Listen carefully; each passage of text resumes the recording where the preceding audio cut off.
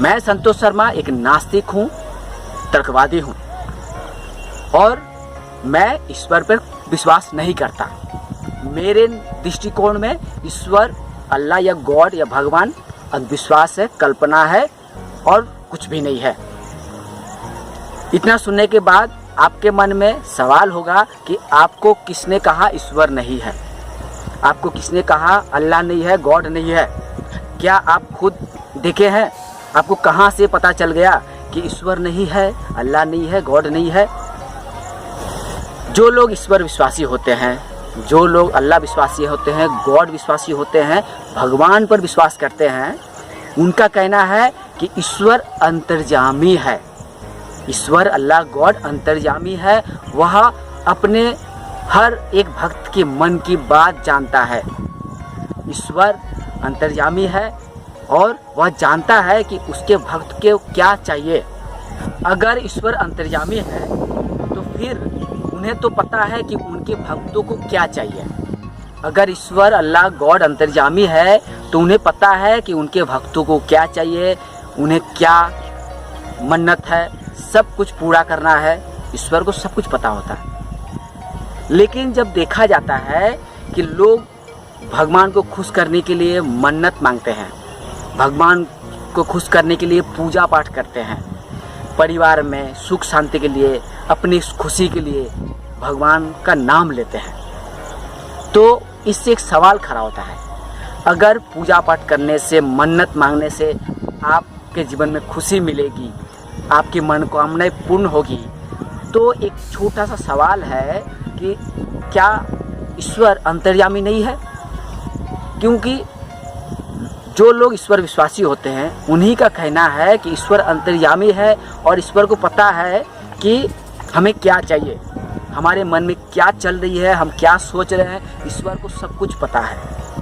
अगर ऐसा ही है तो फिर हम क्यों मन्नत मांगे, क्यों भगवान के नाम पे पूजा अर्चना करें, क्यों मंदिर में जाके भगवान के नाम पे पूजा अर्चना करें, उन्हें मन्नत मांगे, क्यों नमाज पढ़े, क्यों प्रेयर करे? क्योंकि अगर गॉड को, भगवान को, अल्लाह को सब कुछ पता है मेरे बारे में, मैं क्या मांगने वाला हूँ, क्या सोच रहा हूँ, तो अलग से उनसे मांगने की क्या ज़रूरत है?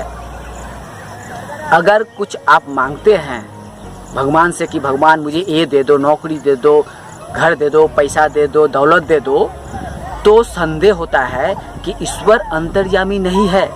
उसे बोलना पड़ता है, उसे बोलकर, फुसलाकर, प्रार्थना कर से उनसे मांगना पड़ता है। तो बात रही दो तरह की। अगर ईश्वर अंतर्यामी होता तो मांगने की ज़रूरत नहीं होती। दूसरी ओर अगर ईश्वर से हम कुछ मांगते हैं तो ईश्वर अंतर्यामी नहीं है, क्योंकि दो तरह की बातें नहीं हो सकती है। बात होगी एक तरह की, या तो ईश्वर अंतर्यामी होगा या अंतर्यामी नहीं होगा।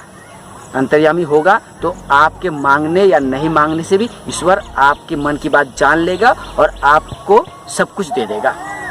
लेकिन जब आप मांगेंगे कि मुझे नौकरी चाहिए, मेरे परिवार में सुख चाहिए, पैसा चाहिए, धन दौलत चाहिए, तो सवाल खड़ा हो जाएगा कि आपका ईश्वर अंतर्यामी नहीं है। अगर आप ईश्वर से कुछ मांगते हैं, पूजा पाठ करते हैं, प्रेयर करते हैं, तो सवाल खड़ा हो जाएगा कि आपका ईश्वर अंतर्यामी नहीं है। वह भी इंसानों जैसा है, जिसे आप बोलेंगे, वह सुनेंगे और सोचकर या विचार करेंगे कि आपको कुछ देना है या नहीं। लेकिन वास्तव देखिए, एक ओर हम दावा कर जाते हैं कि ईश्वर अंतर्यामी है, तो दूसरी ओर ये भी दावा किया जाता है कि भगवान से मांगो तो भगवान देते हैं। तो आप खुद तर्क की कसौटी पे सभी सवालों को परखिए। आप अपने विचार को, विश्वास को तर्क की कसौटी पे तोल कर देखिए कि कितना सटीक है, कितना गलत है।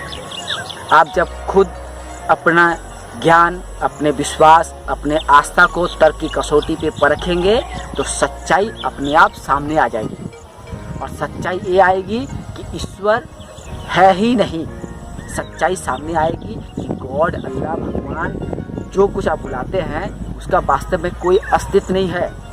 और जब अस्तित्वहीन ईश्वर के सामने आप कुछ मांगना तो बेकार है, फिजूल है। और इसके साथ ही अस्तित्वहीन ईश्वर जो है नहीं, उसे अंतर्यामी बताना तो एक मूर्खता तो है। तो इसलिए मूर्ख मत बनिए, अंधविश्वासी मत बनिए।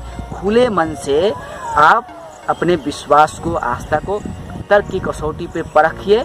सच्चाई अपने आप सामने आ जाएगी। और सच्चाई सामने क्या आएगी कि ईश्वर कहीं नहीं है।